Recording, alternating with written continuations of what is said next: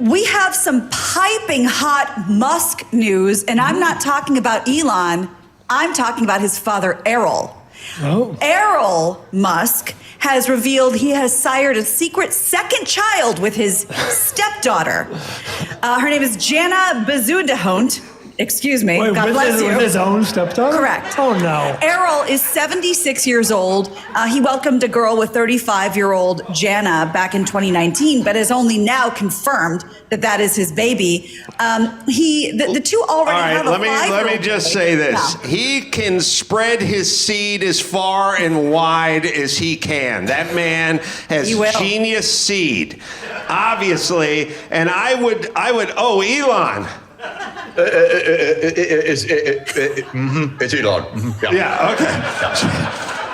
I am saying if I was ever with Elon's dad. The point is, he's definitely not your dad. Yeah, no, But you know how Drake puts hot sauce into the condom when he's done with his lady so they don't steal it? I would definitely steal your dad's seed if we were together. That's very, very good sperm. Very good sperm. But, and what's going on? What's going on with Twitter? You gonna buy that? So no, that was all just like sort of a joke. I thought it was pretty funny. No. So you're not, but don't you have to give them $1 billion now? Yeah. I have to give them $1 billion. But it was worth it for the joke. It was a $1 billion joke. Yeah. So it's like you just bought $1 billion whoopee cushion, essentially, like just a joke. You spent $1 billion for a practical joke. Yes. Yeah. I could have bought a billion whoopee cushions too. Either or. But yeah. Yeah. Oh, okay. So the dad got the Wait, who did he get pregnant, Gina? He got the stepdaughter pregnant twice. He raised her, by the way, from age 4 to 22. There's about a 41-year gap in between them. They're no longer living together. That's not the main problem. They're no longer living together. He cites, and both the pregnancies were unplanned. He told the publication that the age gap is the reason they're not together. Kyle, you don't do a Woody Allen, do you? Hold on, I do. If you do a Woody Allen, now's the time. That's all I'm saying. Talk amongst yourselves for. All right, we'll talk amongst ourselves while you look for Woody Allen. While we do that, let's not forget that Elon, that we know about, has 8 children, and he's really into spreading his seed far and wide. He and his father have both been quoted as saying their job on this earth is to reproduce. There's Mr. Allen. This topic is a little uncomfortable for me here. Oh, boy. All right, I feel the crowd is getting uncomfortable with all the pedophiles. You don't say. Where's Stallone? Bring Stallone back. Why we bring that Woody Allen guy in? Come on, man. No. Stallone's more fun, you know? Yeah. That's way more fun. Yeah, it's more of a New York crowd. Yeah, we don't talk about kids when Stallone comes on. Yeah. Sorry, Gina, what else you got? What would you... Let's talk about alcohol and the elderly. Yeah. So a new study shows that, surprisingly, alcohol recommendation for people under 40, do you know how much you're supposed to drink if you're under 40 years old? These goddamn tests. First off, are you an alcoholic tests? You know, they go like, have you ever done anything you regret the next day? Yes, yeah.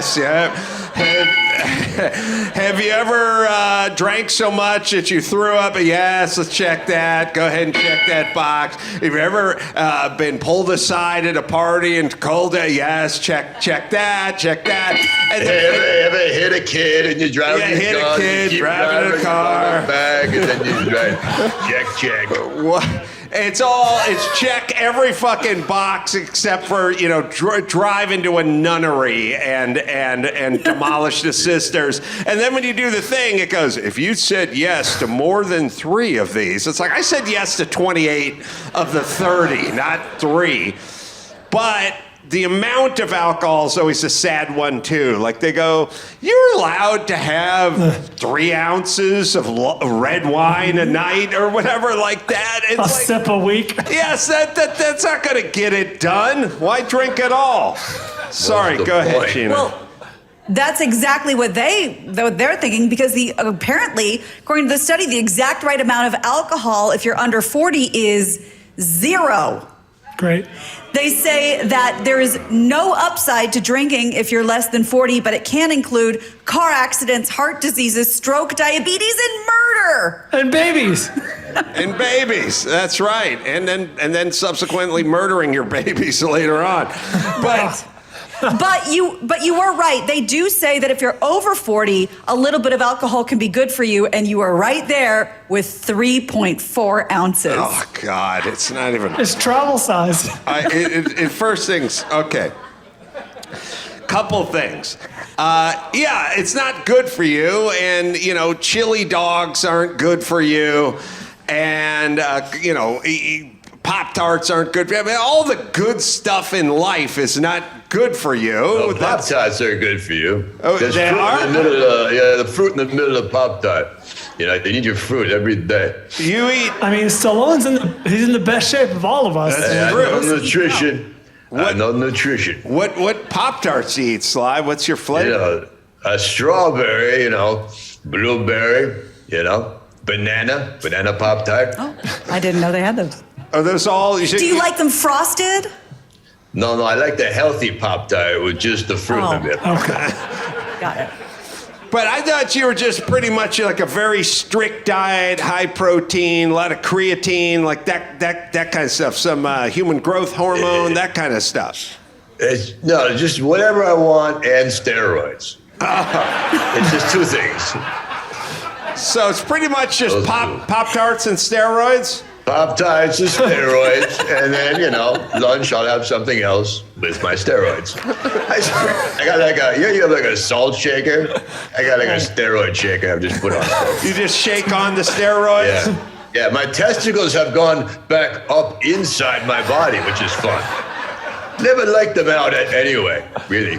Yeah, it's really, it's true. The scrotum sac hanging outside is really just a liability. You know what I mean? It's disgusting. More harm than good. Nothing good could come of it. It's a target, if someone's trying to assault. Just like walking through a park at night wearing a Rolex, you know what I mean? You're just asking for trouble. Exactly. And sometimes if your hands are behind your back, you need something off a table, you might want to slop them up there and sort of pull that thing down you need with your testicle sack. But that's about it. What if I was told that getting hit in the balls is like, it's like a white hot fiery pain that goes into your stomach and makes you feel like you're going to puke fire. Is that correct? Pretty much. I'm seeing heads nodding. Yeah, pretty much. That's it. That's exactly right. What if they had a steroid-flavored Pop-Tart? Do you think that's something you could... Fly right off the shelf.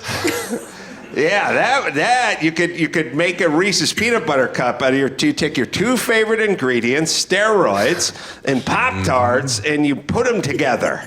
Yum. And then we have a bunch of ripped kids in our schools fighting, all those school shootings. It might be good. Might be a good thing. Sly's right. All right, let's do another one, Gina. All right. Well, it keeps coming up. We can't let it die, no pun intended, but we have another Weekend at Bernie's real story. An Irish man is under arrest and facing a slew of fraud charges after he, with the help of his buddy, dressed up his dead uncle and walked him into a post office to collect his pension check. That's good. I like that. The real life Weekend at Bernie's scene, played out in Ireland, when 40-year-old Declan Honey took the body of his dead 66-year-old uncle to a local post office, claimed that he was alive and well, and grabbed the retirement payment. He brought along his friends so they could carry him on both sides. The scheme was later discovered. Like a three-legged race? That's right. Was later discovered, and both men were arrested and charged with attempted deception and attempted theft. Honey is fighting the charges and claims his uncle died suddenly at the post office. Oh, they're taking him to get the check. Right, and he was handed the check and then keeled over. They're not buying it though. The post-mortem examination determined that the uncle died much earlier, and he's due back in court in the fall. The post office does take a long time. It's true. If you've ever been to the airport in Dublin, I could see that taking quite a while. You could die there. I had this morbid thought many, many years ago, like when I was 19 or 20 or something, which is, everyone talks about how expensive a funeral is and a casket and the headstone and what a ripoff it is. And so somebody dies, a loved one dies, and then it costs the living a shitload of money to do away with them. But why not be able to profit off the person that died? Like, my dad, he's not a big earner, you know what I mean? But if he died, why shouldn't I get something for that? But then what do you do? Like, how do you profit off of a corpse? And I was thinking stunt work. Oh my God. Because, they throw the fucking dummy off the top of the building and you go, oh, it's so fake, it's so fake. Or once in a while they chop a head off with a samurai sword, but you can tell it's a mannequin and that's just ketchup. But I'm talking real blood and guts stunt work, where you go, that fucking stunt man died doing that shit. And they do the move where the guy jumps off the building and you see him, but then, he goes behind the boxes and, he landed on an airbag, fucking right on the sidewalk. Boom. Fucking guts everywhere. I'll do you one better, Adam. I'll do you one better. This is off your idea that I thought of this, but it's better than your idea. We get people who want to kill themselves. So then you got an active guy, running off the building. Sly's right.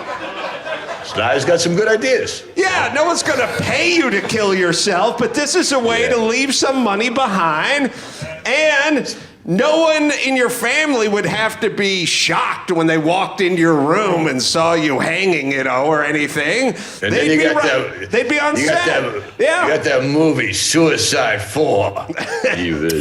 even more suicide-y. I mean, we could hook GoPros up to them and shit and really have them fly off buildings. Yeah, so I got a way to make this a win-win. Like terminal cancer patients, they can't get life insurance, right? They're screwed. They're uninsurable. You go up to them and say, "Hey, I got you, $5,000 or $50,000, whatever it is, for this crazy stunt." They will kill you, but think of it like life insurance. Yeah. And you'll be a star. Yeah. Yeah. I mean, imagine, one of those Thelma and Louise stunts where they're going off the ground, but they ride it all the way down. Right. God, Stallone's got great ideas. I don't know, Stallone. I think I started that idea. No. You started it, but Stallone brought it over the finish line with a brilliant stroke. It is true. Nothing more realistic than actual human beings being killed. And maybe you could use a lot of these stunt corpses. Absolutely. We killed a couple of guys, but if I'd gotten people who wanted to die, I would have felt less guilty. For sure. Naturally. And this person was saying to me, man, this guy, so much talent, he had so much to live for, and he killed himself. And I said to the person, but think about all the people who have nothing to live for who never kill themselves. I mean, that's a victory, right?